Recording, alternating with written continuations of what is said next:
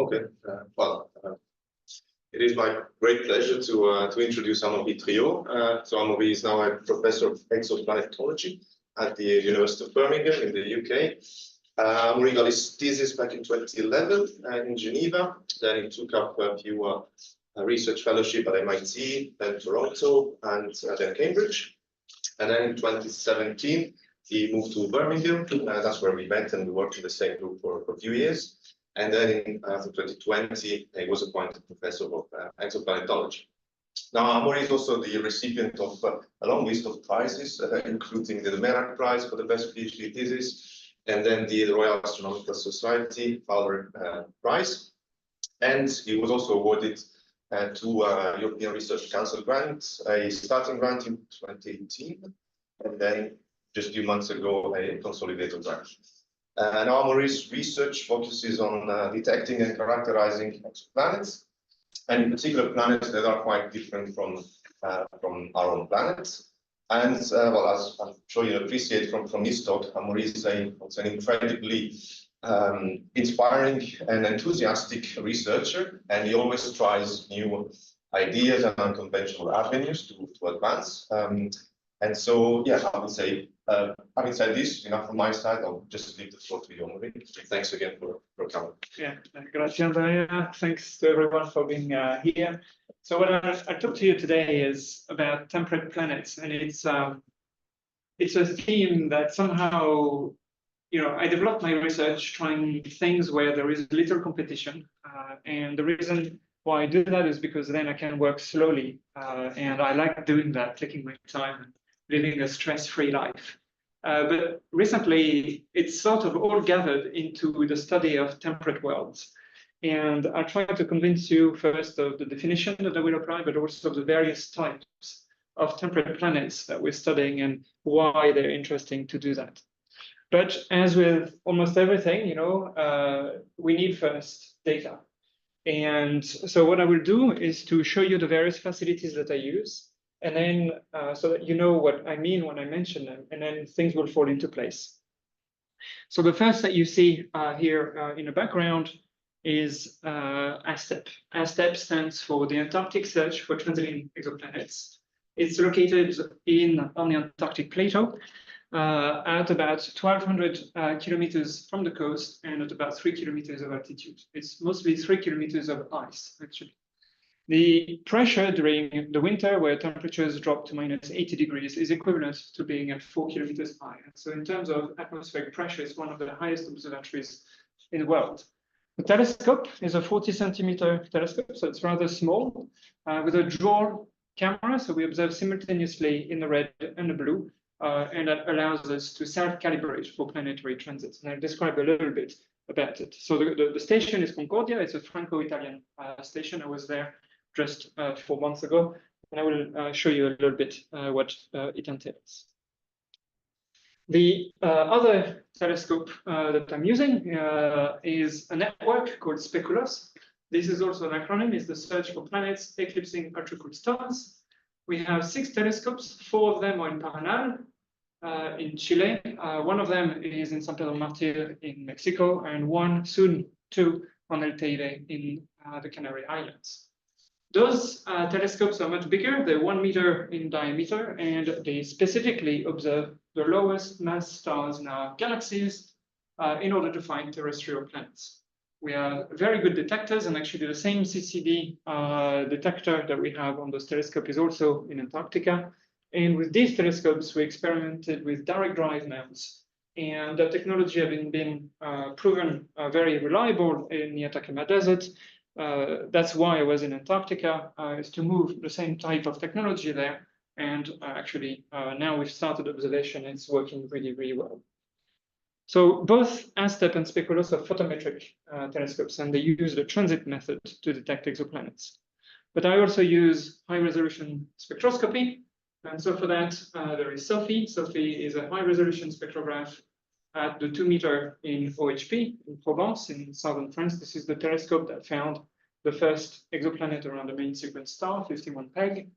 And I'm using a lot HARPS and Espresso at La Silla and Paranal in Chile as well.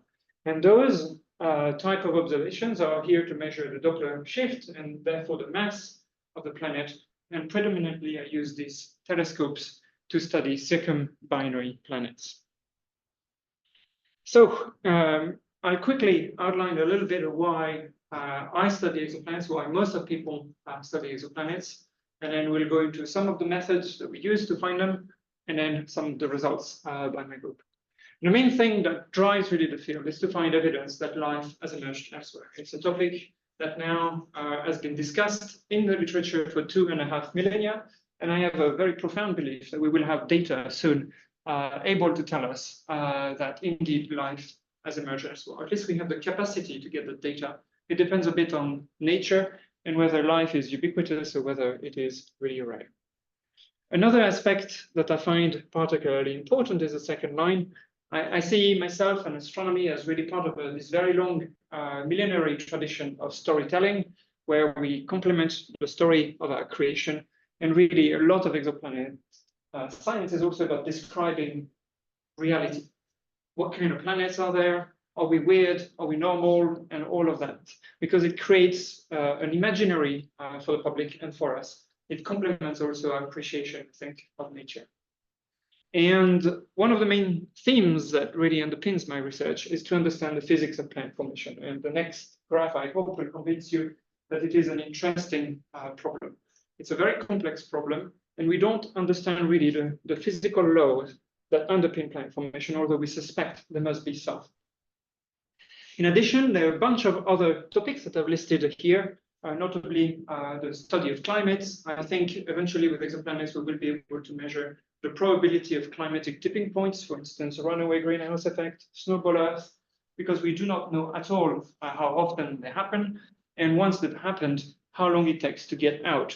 If you can get out of some of the runaway greenhouse effect is a bigger problem. And all of those also are part of some of the research that I'm interested in, but really the main drivers are the main three topics. So first, a little bit of history of exoplanet detection to place a greater context.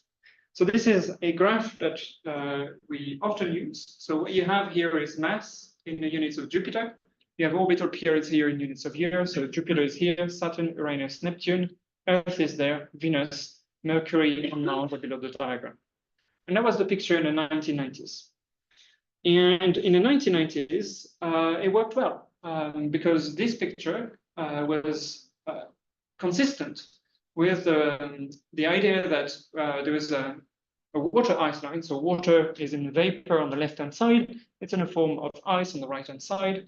And therefore, you have more building blocks on the right-hand side. So more stuff to make planets. And in order to build the big planets like Jupiter and Saturn, you need to build something like 10 Earth masses. And it's a lot easier if you have more building blocks than less in order to attract the gas. And so there was this sort of idea that big planets on the right-hand side, small planets would be on the left-hand side. This will come back actually as a concept later on in a talk. And so with 30 years of exoplanet discovery, obviously the picture has changed dramatically, where one expected no planets above the Earth and left that line here, and you can see that most of the detections have actually happened where people didn't expect any planets at all.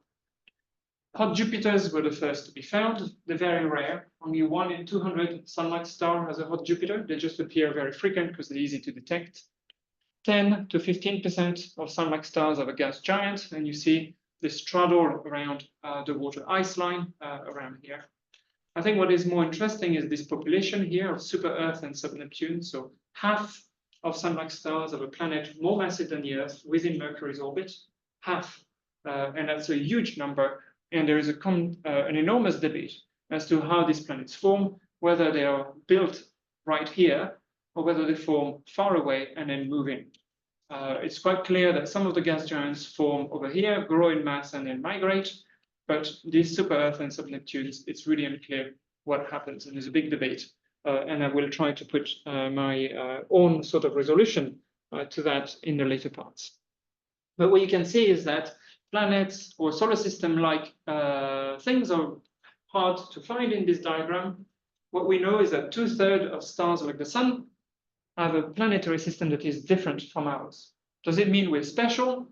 I don't think so. It means that exoplanet formation or planet formation is very diverse.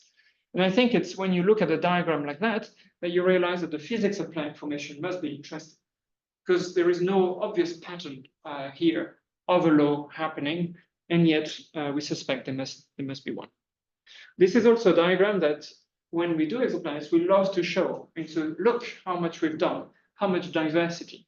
But really, there is something missing. There's a third axis here that pops out of that diagram. And this is the axis of stellar diversity. Everything that you saw just before was around single sun-like stars.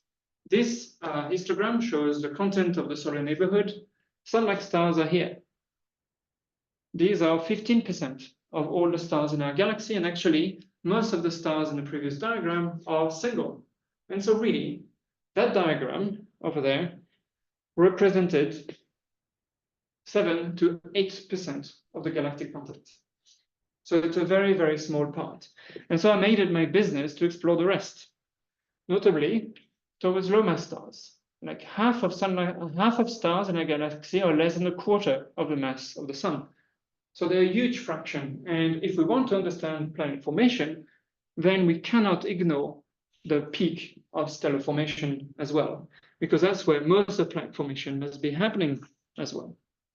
And so all of my research effectively boils down to this big number, trying to look at a large fraction of the stars and the planets, but what really does not happen in our solar system. So half of stars are binary system. We don't have a binary companion in our system. Therefore, we'll study exoplanets in binary system. Half of stars are tiny. We don't have a tiny star in our system, and we'll look for planets around those. And then half of sun-like stars have a super Earth. We do not have one. I want to study the population, because through that, we study actually a large fraction of the outcome of planet formation. And all of my research is around that. And that's where I was alluding at the beginning that it's strange that now the results that we're having go towards temperate worlds, because that was the start. It had nothing to do with the habitable zone to begin with. But now it does. So now what I'll go is quickly into the methods of exoplanet investigations, how we find planets, but also how we study the atmospheres. And my main reason there is to show you and share with you the excitement I have with exoplanets and how much we can tell and how much we might be able to tell in the future. So obviously, the first thing that I do is the Doppler method. So I think most astronomers are aware of that. We measure radial velocity from high resolution spectra. Our data kind of looks like this. So this is a 5-planet system taken over 10 years. And you can see here the gray areas, the Keplerian model, or 5 Keplerian models that are so packed together that it looks like a single color. And so from that, we measure period, we measure semi-amplitude, and from those, we measure masses. You can see typical signal of a Jupiter is 12 meters per second on the 12-year time scale. So it takes a while to discover one. So to discover one Jupiter takes about 24 years of research. And that's why we don't detect that many of them yet, because the field is not old enough. Earth is another problem. It's 9 centimeters per second. This is difficult and beyond, at the moment, the reach of current instrumentation and beyond the reach of current data analysis, although a lot of progress is happening, including by members of Birmingham. If we go back to the plot I was showing earlier, you can place this sort of limits here. This is the sort of first instruments that were made 30 years ago. And so 30 years ago, the only thing you could detect was above that line, but then you need 2 orbital periods in order to detect something. So just about now, we're starting to reach an age where we can detect Jupiter-like planets. So it takes a while. The next instruments like HARPS, etc., came along around 2005. And so obviously, there is less time. And so those planets were detected with this 1 meter per second precision, but now we're exploring this part of the diagram and we're not there yet in this bit. 10 centimeters is eventually the goal, but we're not near that quite yet. And now, a big thing about answering, whether there is biology in the cosmos has to do with the search for the study of exoplanet atmospheres. So I'll go a little bit into that. So there's two ways to do it, and both of them can be, we can use as an example, lunar eclipses in order to understand the signal. So when there's a lunar eclipse, we have this sort of configuration here, where the only light that reaches the moon is sunlight that went through the atmosphere of the Earth. So the sunlight got affected by Earth's atmosphere, and effectively what you see is that this is sunrise, this is sunset, and the red color here is all of the sunrises and sunsets of the Earth at once. So if you place a spectrograph towards the moon during that evening, what you will see is flux, wavelength. You can see low influx in the blue, high in the red. You don't need a spectrograph for that. But you can see several bands, notably oxygen, water, you can see ozone, and you can even see car pollution.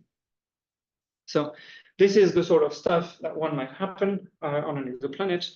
And if you were on the moon that evening, that's what you would see. Only 3 humans have ever seen this. This was taken from Apollo 12 as the spacecraft deorbited the moon. Then the 3 astronauts entered the shadow cone of the Earth, and this is really the signal that we're looking on an exoplanet, the transmission signal of an atmosphere. How does it look like in real? How do we actually do it? So we do it this way. So here you can see the star. The planet is occulting some of the starlight, and so we measure a size. That's the transit method. Now, if we place an atmosphere like Earth as blue scattering, Rayleigh scattered atmosphere, then what we actually observe is an apparent size for the planet. We see the opaque part of the planet. So the atmosphere is blocking some of the starlight, but in radar wavelength, like during a lunar eclipse, radar wavelengths cross the atmosphere and we measure an ever so slightly smaller size for the planet. And so by carefully measuring planet size versus wavelength, we can identify sources of opacities within the planet atmosphere and therefore find out that there are molecules within that atmosphere. So how does it work in practice? What does it look like when we take the measurement? So you have here the sun. We'll place a gas giant. Okay, so we move it across, and here is our transit. Okay, so this is pretty easy. This is 1% photometry. We can do that from the ground. Very, very easy to do. If we want to study the atmosphere, what we're looking at is a modulation on this depth here of an order of magnitude of 0.01%. Difficult to do from the ground, but just about possible with a VLT, but at the very limit of what we can do. So most of the time, we've been using spacecraft, like the Hubble Space Telescope, now the James Webb Space Telescope, and soon Ariel. So spacecraft can reach this sort of precision. If we look for Earth around a sun-like star, this is what it looks like. This is rather small, as you can see. The transit here would be smaller than 1 pixel, so I had to amplify it so you could see something. And what this precision is, so we need the precision that we get to study planetary atmospheres on Jupiter's, but the precision that we need to acquire needs to be happening for thousands and thousands of stars. And that is what makes it difficult to identify Earth-like planets, and even more challenging to detect the atmosphere, because then it's an extra 2 orders of magnitude below that. The equations that rule this out are pretty simple. This is the transit depth, right? So the radius of your planet to Jupiter, the radius of your star to the sun. So this we can't change, because if we want to find Earth, we can't change that. The only thing we can change is this, and that's why we're looking at small stars, because by reducing a factor 10 here, we gain a factor 100 on the transit depth. The precision to find Earth-like planet orbiting sun-like star was reached with Kepler, and although Kepler was a hugely successful mission in detecting many, many, many planets, it obviously missed finding a true Earth, and is still classified by NASA as actually a failure for that, because it missed its primary objective, and it wasn't by a lack of technology. The technology was there. It's just that stars are a little too noisy, and that makes it really, really difficult. So our solution has been, well, let's reduce our star here and go for a tiny star. Right, so I shrunk the star by a factor 10. The aspect ratio of Earth to a very low mass star is now quite large.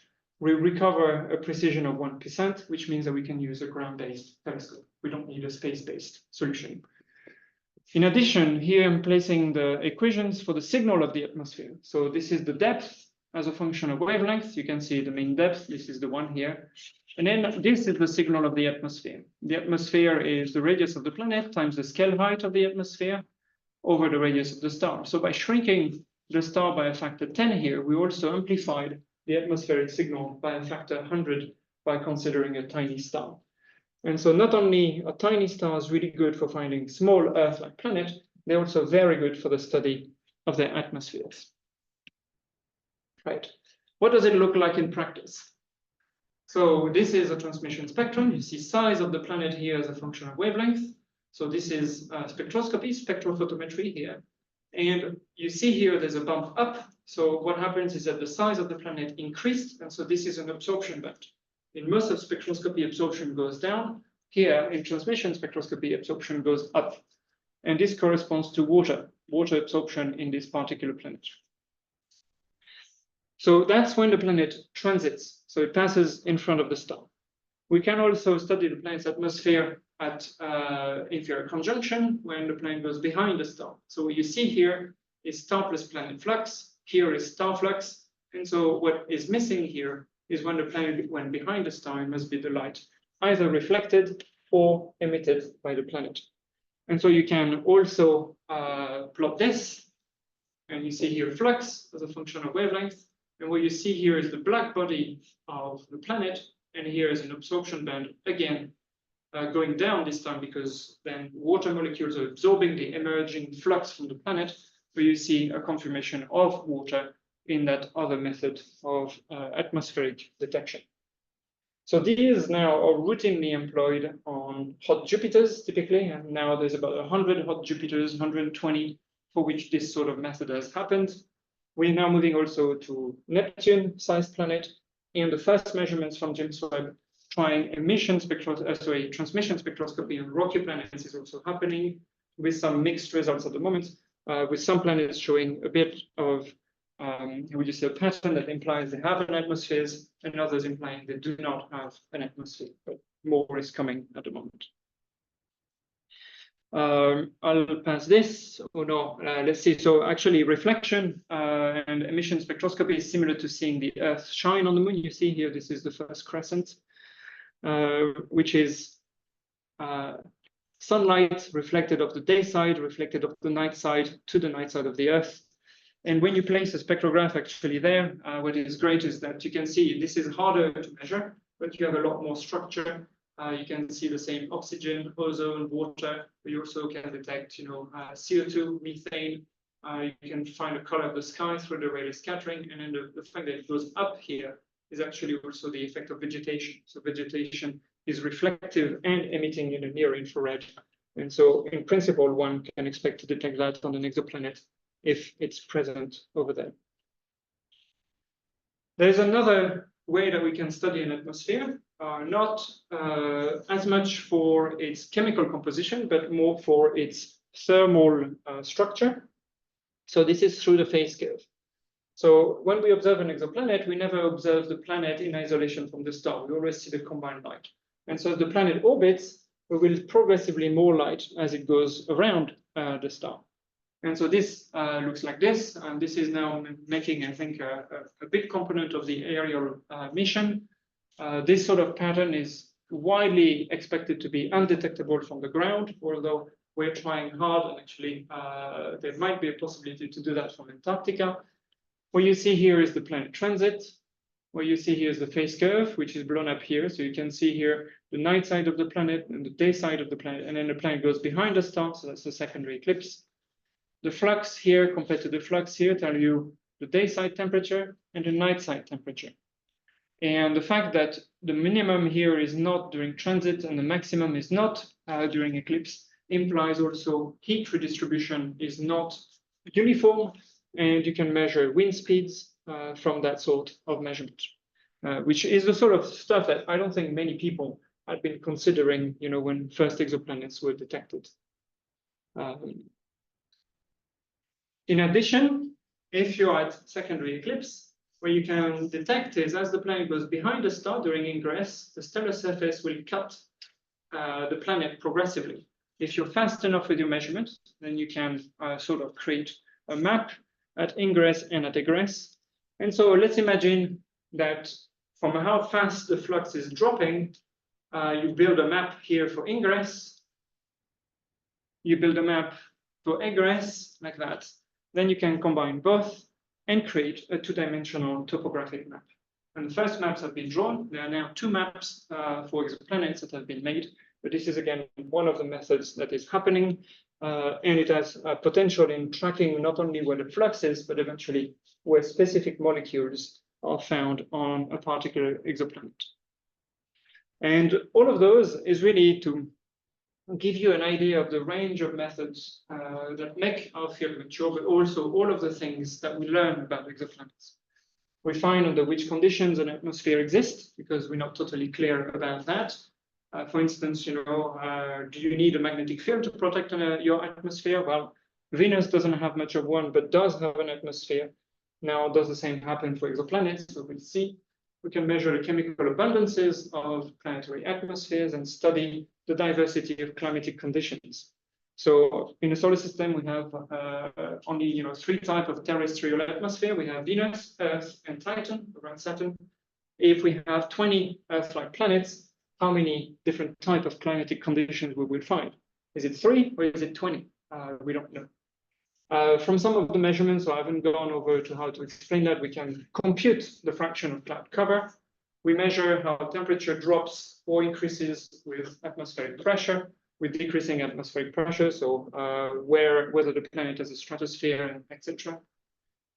Depending on whether the atmosphere is clear or not, we can eventually extract surface conditions, possibly also do some weather monitoring. So there's one system where it has been attempted, where you can see a variation in a phase curve that implies that the cloud cover on the planet is actually changing.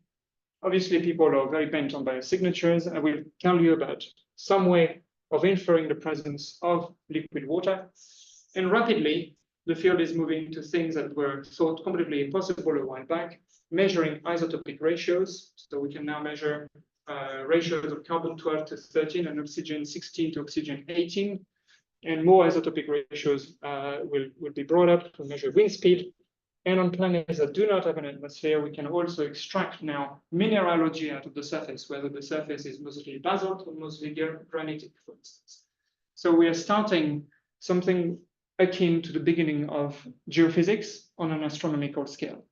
And to me, I see the future of exoplanetology as actually a branch of geophysics, ultimately, where we will have very coarse information, but we will have it on a large range of planets and worlds, on young planets, on old planets, on weird planets, and on normal like ours. So there's a lot in there to happen. And I think you said I was enthusiastic, but I think a lot of the field and my colleagues are also as enthusiastic because this shows a lot of potential for science to be made. Right, going back to our problem. So how does it link up to what I was telling you about and the facilities that I was describing? So I don't really like the concept of habitable zone, but it's convenient. For one thing, is that if you have a star that is smaller than the sun, your habitable zone is closer in. And it turns out that if you then look for planets around tiny stars, like I am, then the habitable zone, instead of being 1 year, is 1 week. And so you can study and find terrestrial planets 50 times faster than around sun-like stars. Not only the signal is 100 times bigger, but you can find them 50 times faster and study their atmosphere 50 times faster as well. And so this is particularly convenient. So the most emblematic system for that is TRAPPIST-1. So it's a discovery that played a role back in 2017. This is an ultra-cool dwarf. So it is 9% of the sun's mass. And around it, we discovered 7 Earth-like planets. They have sizes and masses similar to the Earth. And we now know that all of the planets are rocky. The precision that we have on the sizes and the masses of these planets is of order 1 to 5%. And this is the same precision that we had on the mass of Venus and the mass of the mass of Mercury before we sent probes to them. So in 60 years, we moved from finding out the mass of Venus to finding the mass of planets 12 parsecs away with the same level of precision. What this tells us is that those planets actually are so precisely known that we know that the average density of all the planets is slightly under that of the solar system. So the planets are 3% underdense compared to Earth, Venus, and Mars. It's telling us that the planets are either poorer in iron or richer in magnesium, something like that. It's really intriguing, but again, this is the beginning of a new geophysics where we can study planetary bodies that are different from our solar system, similar and yet different. So I don't like the habitable zone for the reason that I think it's a very, I would say, theoretical construct, and people are just too focused on finding planets within the zone. Whereas I think I'm just as interested in finding planets that are too hot, planets that are right, and planets that are too cold, because I think by comparing, we actually really learn. And so as a team, we propose that really what we should look at are temperate exoplanets. By temperate, we mean you receive 4 times as much flux as the Earth does, or 1/4 as much flux as the Earth does. And this means that Venus and Mars are also considered within that zone. And it means that you can compare those planets together. And so now things fall together. So with Speculoos, we find temperate sub-Neptune and Earth-like planets orbiting the smallest stars in our galaxy. With HARP, SOPHIE, and STEP, I'm going to show you how we can discover and study temperate circumbinary Jupiters. With STEP, we also look at Jupiters and Neptunes orbiting single stars. And finally, we are also, something I won't bring up, looking at gas giants around single M dwarfs as well, in the same way that we do for the Earth, and in a way to really compare populations together. So this is where Speculoos comes in. I'll pass that quickly. So what do we do? So this is a diagram. It shows stellar mass here on the vertical axis. So the sun is here, and TRAPPIST-1 is around here. And this is incident flux, and this is this temperate zone here in green that I'm showing. And all those are the known planets that are less than 2.5 Earth radius. And now Speculoos has been either detecting, discovering, that is, or confirming half of the planets within this temperate zone that are known so far. And so for that, we're producing, I think, a lot of candidates, and we're now moving on to the study of their atmospheres with the James Webb Space Telescope. We're finding more of them, and we actually have a new discovery of a new planet. It's not temperate, but it's just right here that was accepted last week by Nature Astronomy. So this is how Speculoos does it. Why are we so good at this? And that's because we are better than TESS. So we often expect ground-based telescope to be poorer than spacecrafts. But TESS is only a 10-centimeter telescope. And so where TESS is photon noise limited, our 1 meter actually does collect 100 times more flux. And so you can see here a transit of an Earth-like planet orbiting an ultra-cool dwarf with Speculoos. Actually, I don't have the picture with TESS, do I? No, I don't. TESS is actually well. So this is actually one of the systems that we've identified. Here is actually what TESS could detect. So what is yellow? TESS had a 100% chance of detecting.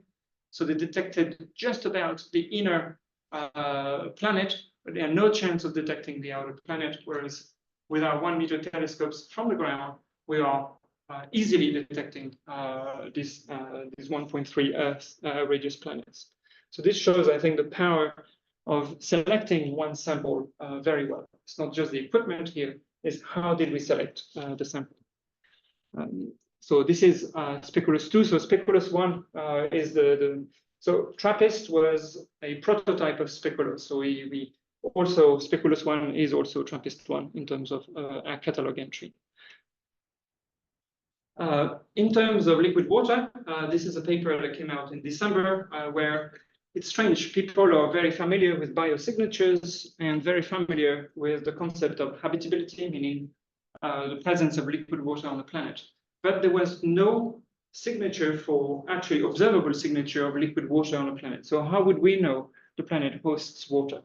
And so we put out there a proposition on how we could do that using something that was very well known in geophysics, but somehow had not made it to astronomical literature, which is that the Earth has a lot of carbon dioxide, except that it's not in the atmosphere. So this is the plot I want to highlight. So this is CO2.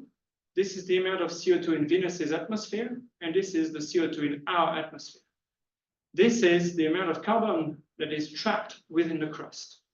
So the premise is that Earth and Venus were born with the same amount of carbon dioxide, but across billions of years, the carbon dioxide from Earth got dissolved into the ocean. Going back one. So the CO2 got dissolved into the ocean and then got sequestered into the crust. And now there's as much carbon into the crust as there is in the atmosphere of Venus. In fact, within our own ocean, there's 2 bars of CO2, right? It's a vast amount of CO2 that has been stored. And so our premise is that if we find planets and we find that there is a planet with a lot of CO2 right next to a planet that doesn't have CO2, we have to ask ourselves the question, where did it go? And we couldn't find any mechanism that are able to remove a vast amount of CO2 except through liquid water. And the reason we know that is because there is a huge industry right now trying to remove CO2 from our own atmosphere, and it's failing. It doesn't manage to do that. And the only methods that have been proposed all involved water to some extent. So there is no other solvent. So we think it's a robust detector, and it means that we can now, if we find multiple planets in the system, and we find that some have no or very little CO2 compared to their neighbor, then it implies liquid water. Here we go for very small amounts, but even if you had a planet with 95% CO2 like Venus, and next you had a planet with 75% CO2, you'd have to ask yourself, where are the 25% missing? And water seems to be one of the only solutions that works. Now CO2, because it's a greenhouse gas, a very efficient one, actually has very detectable signatures as well with GEMS-Web. And so we propose that actually we should target the CO2 band at 4.3 micron, sorry, with GEMS-Web, because it allows us to measure various levels of CO2, but it also allows us to measure whether there's methane or carbon monoxide, so get the whole carbon budget of a planet's atmosphere. And it's right next to an ozone band as well, so we can also detect whether that carbon has been used for biology. So it's both a signature of habitability of liquid water, but also a signature of biology in some aspect. Right. So now I'm going to change tack. I'm going to move away from the terrestrial Earth and the search for life, or the efforts that I'm pushing, to actually spend a bit of time on the projects that Andrea mentioned, that have been financed by the European Research Council. And those have to do with these telescopes and have to do with circumbinary planets. They're weird. There are not many teams in the world that are looking for those. And I'm trying to convince you that they have a very important role to play, not only in the study of planets, but also in the study of habitability eventually. So this is what that looks like, a circumbinary system. So you have a primary star, you have a secondary star, they orbit one another, and around them you have a planet. If you don't know what it looks like, think of Tatooine in Star Wars, and then you'll get a good picture. Around these planets, there's an area which is forbidden, okay? It's this area. Sorry, let me, sorry, I just need to check my slides here. Yeah. Okay. So this area here is forbidden. And this area is what we call the instability limit. If a planet enters here, it gets kicked out almost immediately. Like in a few orbits, it leaves the system. This is about 4 to 5 times the orbital period. Okay, so if this is 10-day orbital period, the edge here would be about 50 days. Okay, and so it limits us. It means it sculpts the planetary system, and that's important. Now, what do we know about them? So this is photometry, finding one. It's actually a beautiful discovery. I think it was the most unexpected discovery out of the Kepler spacecraft, where you can see here the primary eclipse and the secondary eclipse across, hundreds of days of the binary, and then you see there's an extra event here, here, and here. in green, which are the planet B transiting star A. And the time between this transit, this and this transit, is not equal to the time between this transit and this transit. If you're around a single star, you expect an equal time between each of the transits. But because our stars here are moving, they're orbiting, then you don't expect a permanent, a regular pattern in a planetary transit. And in that sense, actually, this is what makes it undeniably a circumbinary planet, because there are no astrophysical positives that can replicate this exact dance. So why do we want to, why I think should we find this circumbinary planets? And it all boils down pretty much to this equation. So this is planetesimal equation, how you make a planet. The mass of your planet grows with time with the surface density of the disk. Okay, so the more mass in your disk, the bigger the mass will grow. Makes sense. Grows also with your orbital period, or the orbital frequency of your planet, and the size of your planet. Okay, so the bigger the planet, the more material you will meet in your disk. And then there is this term here, which is the gravitational focusing term, which is the most important term of all. And what this tells you is that this is the escape velocity, so how fast, how much energy you need to leave your planet, and this is the velocity dispersion of the disk. And it means that if there is almost no dispersion in your disk, meaning that the disk is really laminar, okay, no perturbation, then there's very little relative velocity in the particle of the disk. And if this is small, then it makes it easier for the planet to accrete. They don't have as much energy, so they can't escape the planet. And so if this term is small in a quiet disk, then this is big and this is big.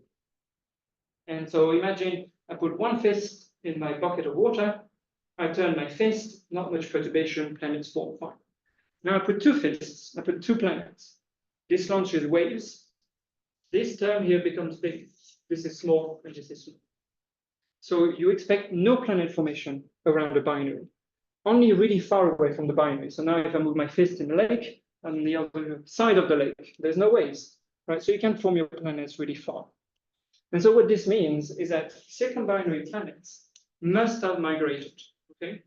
You remember at the beginning, I was telling you there's a debate on where planets can form.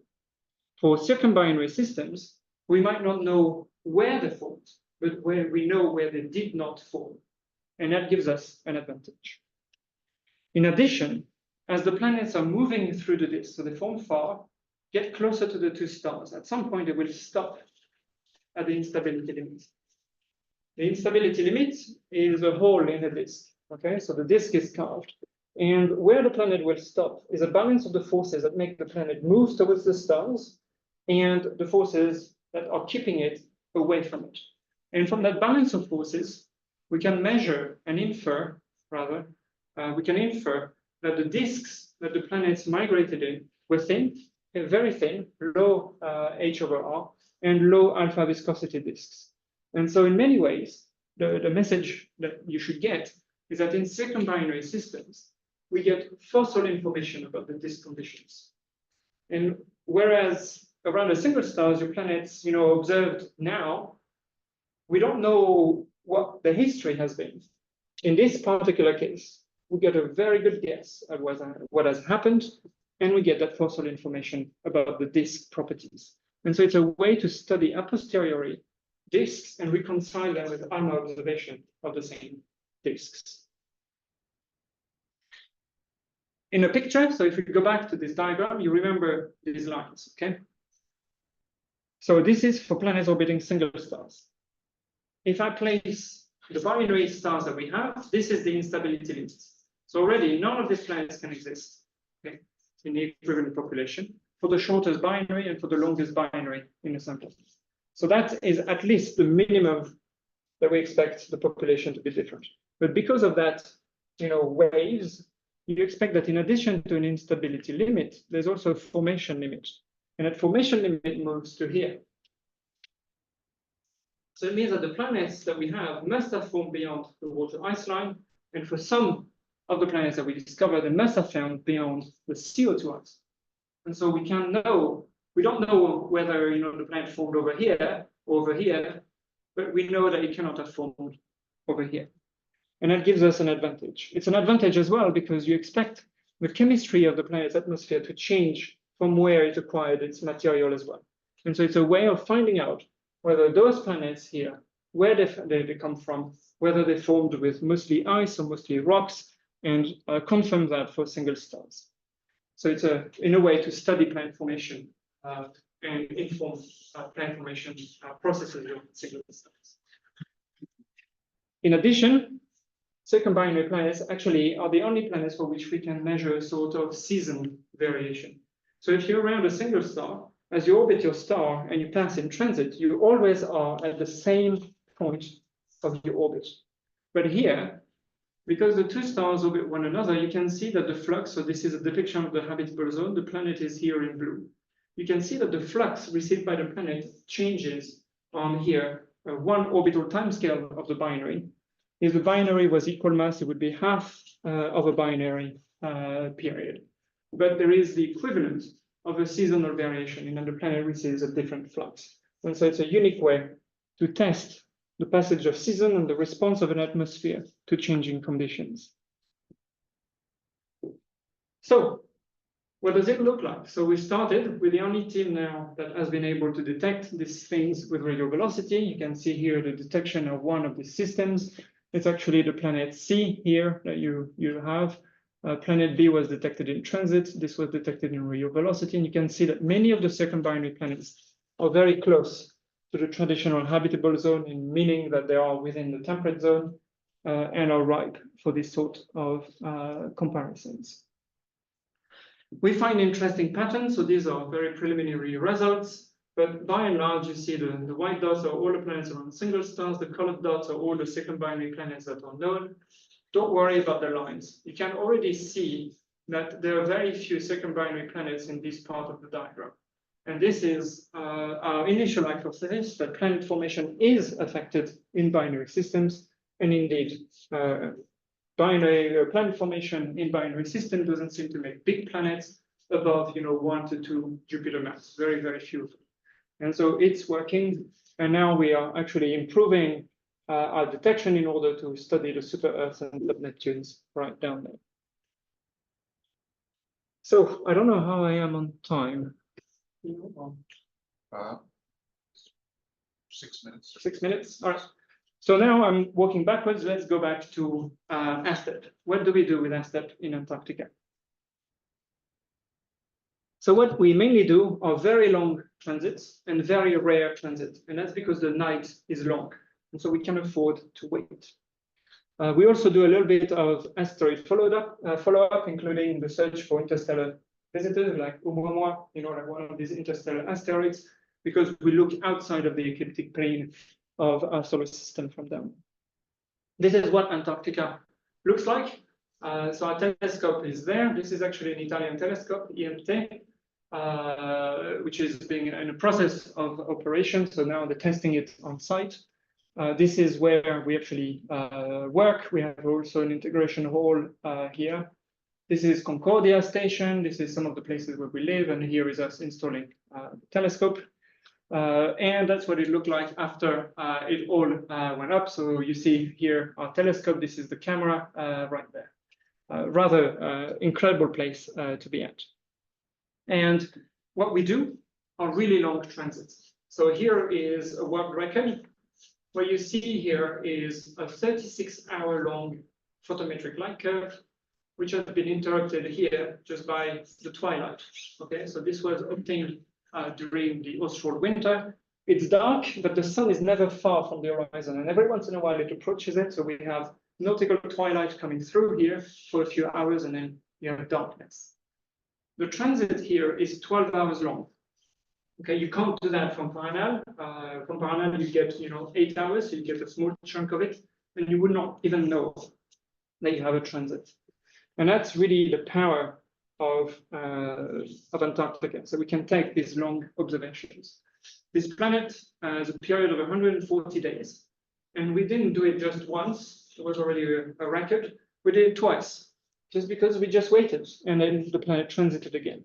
If you observe from another site, then the transit will more likely happen during daylight rather than during nighttime. The other thing that we are detecting are transiting circumbinary planets. No team in the world has ever managed to get a ground-based transit for a circumbinary planet.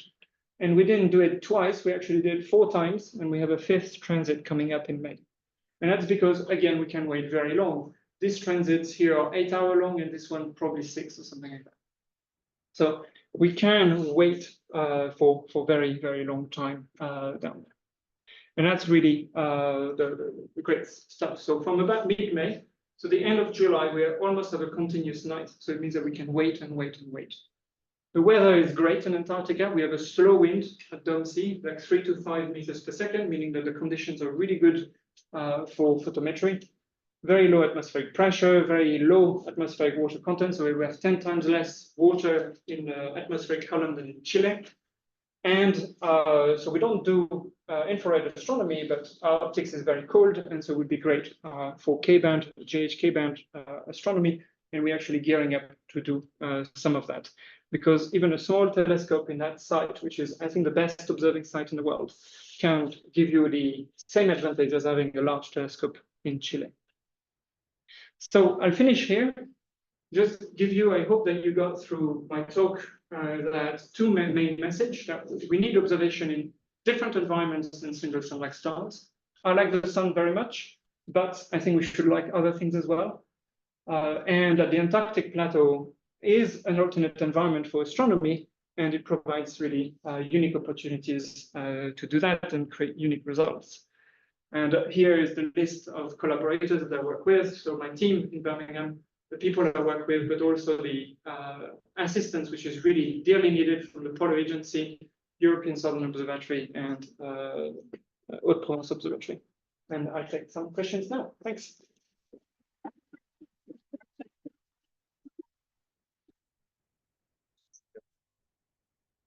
Where people want to have questions? Any questions? Oh, so in the plot, in the mass versus period plot. Yeah. So for the. So let me go back to one. This one. Yes. So for the like Jupiter-like planets, they seem to cluster into 2, period places. Is that observational bias, or is it real? So there is a little bit of a bias. So this is only 1 star in 200, and this is so 0.5%, 5% of stars have a planet like that, and 10% of stars, 10 to 15, have one like. So this is real because it's easier to find a planet here than it is here. So this rise here is real. This rise here is real as well, but much more subdued than it looks like on this diagram. So there's an overdensity in that there's about, a factor 10 more planets in this location than here in actual frequency. And so it's actually the reason why it's like, we think it's like that is that mostly planets form here, they grow in mass, then maybe they migrate a little bit and they stay here for the main part. And then some of them will go in very eccentric orbits, and then as they do that, they circularize around that particular period. And so that's, to me, the main reason why this happens, that people who disagree with me, obviously. That's why there's a sort of special parking orbit. Because it's because tidal forces are high there, so they circulate. That's right, yeah. So the planet goes close to the star, tides operate, and if your planet goes at perihelion at 1 Roche radius away from the star, so just at the limit of being destroyed, then just because of conservation of angular momentum, it will circularize at twice the Roche radius. It corresponds to a 3-day orbital period, 1% of the year. So it's actually very, very natural, and it all falls very well onto that. Is why I don't think other alternatives work really well. In between planets, there's, I think, a lot more debate, but I think this population is dynamically produced, and this one probably normal formation plus this formation. But yeah, I have time to change my opinion. Come back in 10 years. Following up on this, no, in the warm Jupiter, not warm, the cold Jupiter, so the real ones, let's say, the big population. Actually, there is another axis now here, which is the ellipticity of the orbit. Right. And a large fraction, actually, the majority of them are on elliptic orbits. That's right. Actually. So this actually was thought to be an important indication that actually dynamical interactions are generally widespread, because the ones also for those, right? That's right. That's how I understand it too.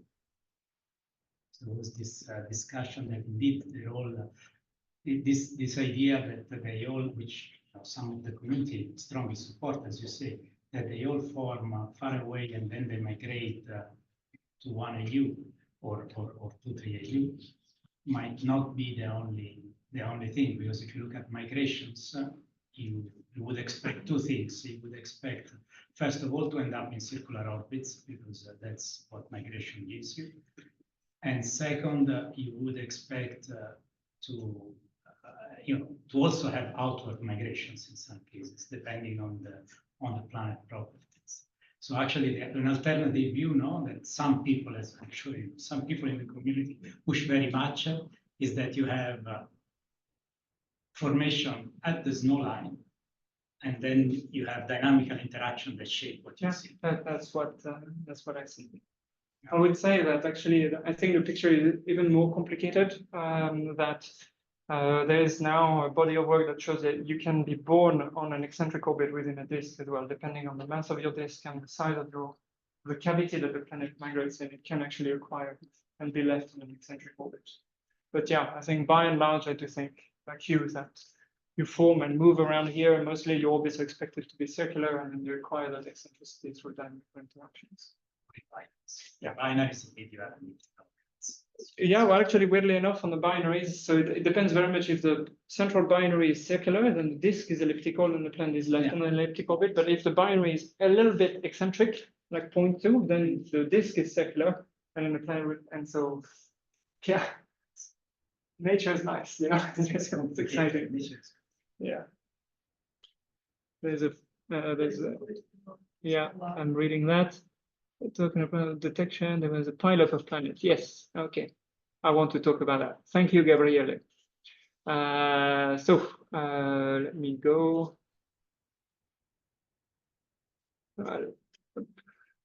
So the question is about this this plot, the plot that I didn't mention. So I like when people ask me a question about what I didn't mention. On this plot here. So what you see here is the period of the binary, in here the period of the planet. The gray dots, so I didn't explain what the various colors were. The gray dots here are planets found in transit.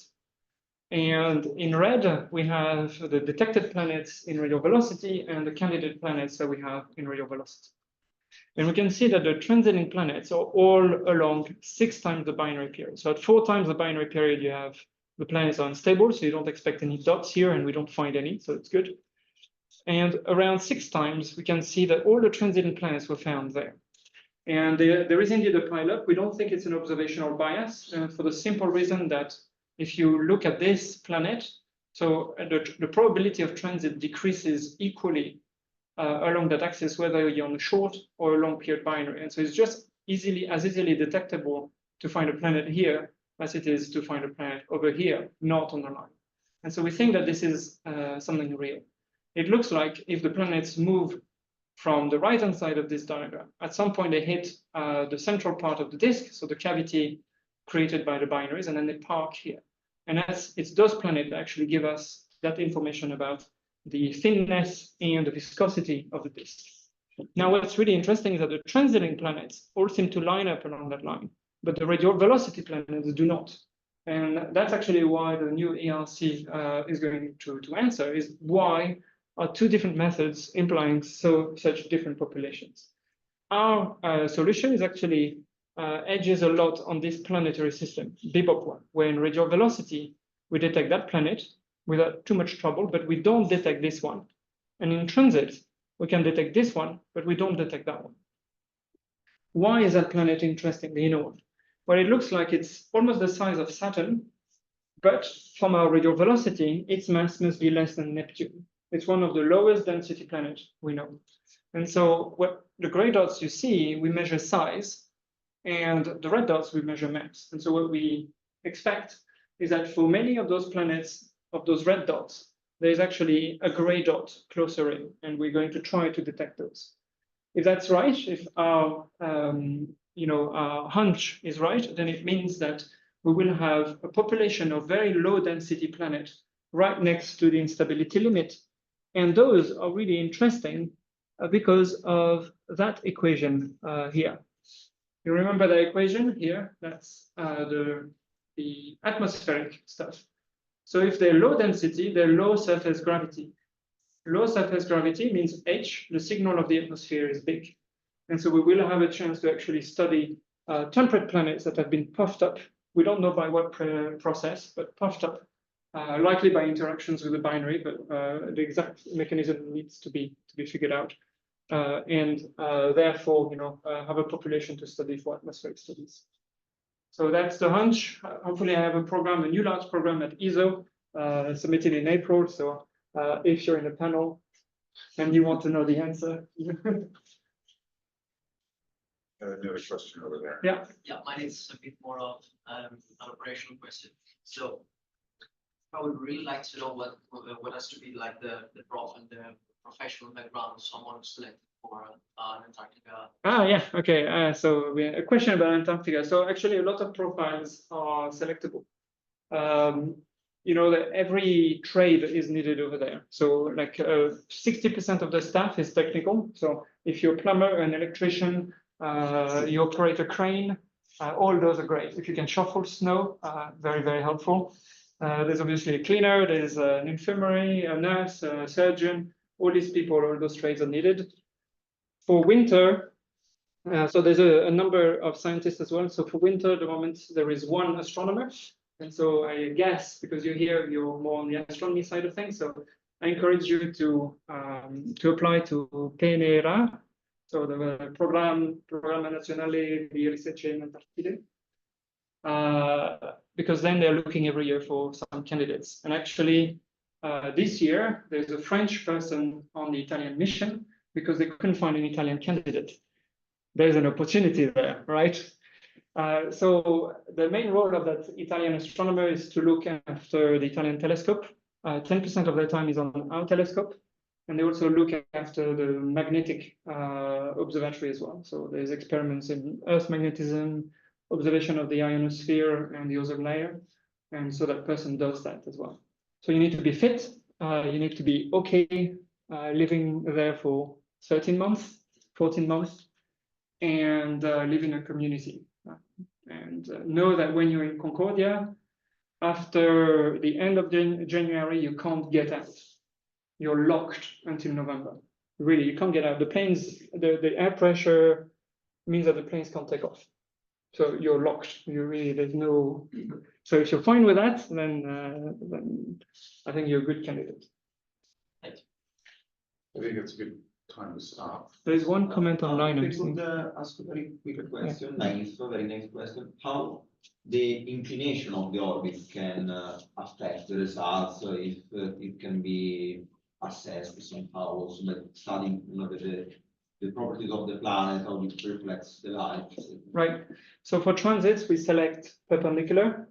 So if there are planets that are outside, we don't know. Well, we can sort of guess sometimes that there is one, but it would be very hard to figure out. With radial velocity, you're limited. So let me go back. You're limited with the Sinai here. It's not nearly as a big problem. Typically, you will measure M Sinai rather than the mass of the planet, and so in average, you measure half of the true mass in average.